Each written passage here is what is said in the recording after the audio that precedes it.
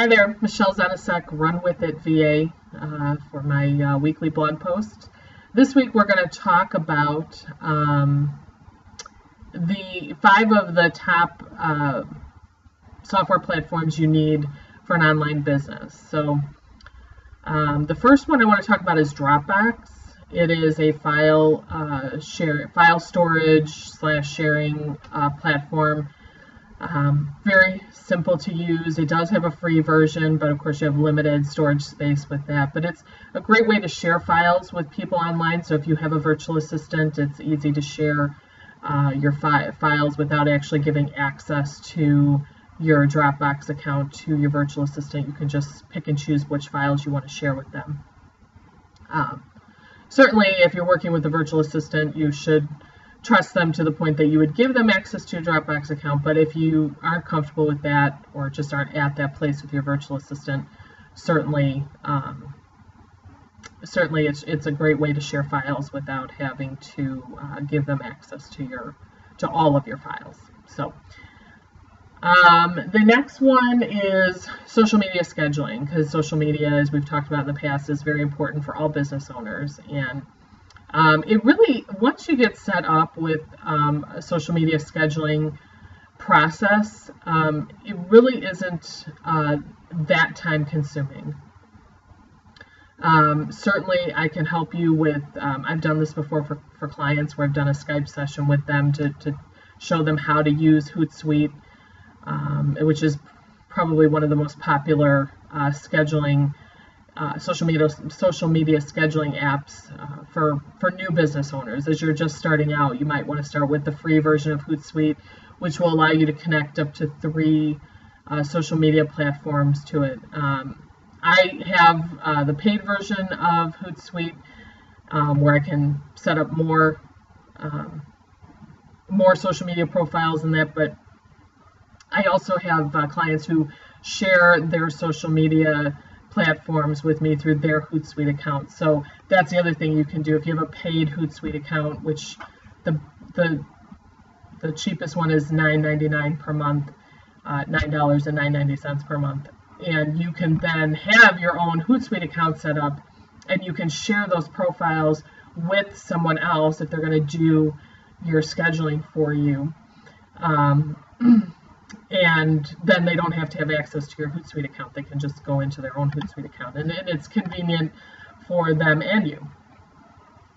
But there are other social media scheduling platforms out there that are a little bit more expensive but are more robust.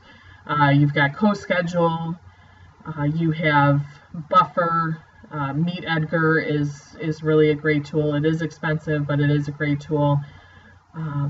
So certainly happy to discuss any of these further with you if you have any questions. The next thing is a project management platform. So you want to have something where you have your projects listed and even broken out into tasks. And I mean, there's some good free ones out there like Asana and Trello, or I'm not even sure if they have a free version or if they just are less inexpensive. I use one that's called Teamwork, and it is free up to a certain number of projects. I think 5, but don't quote me on that.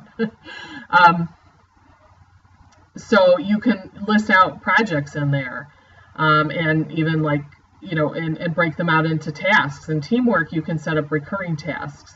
So if you've got a task that you do daily, you can set up one task and it'll recur and send you a notification every day that you need to do that task. So, but definitely it's important to organize your projects that way, and then especially when you start bringing on team members like a virtual assistant or maybe a graphic designer, you can share files and make notes and share comments on specific tasks and specific projects with the people that you need to share it with. So definitely something to look at for your business. The next thing is Canva, C-A-N-V-A. It is for making graphics. And, I honestly am not good at graphics. It's not a specialty of mine. I actually have someone that is working on a graphic for a client now because it's just something I don't specialize in. I'm not good at.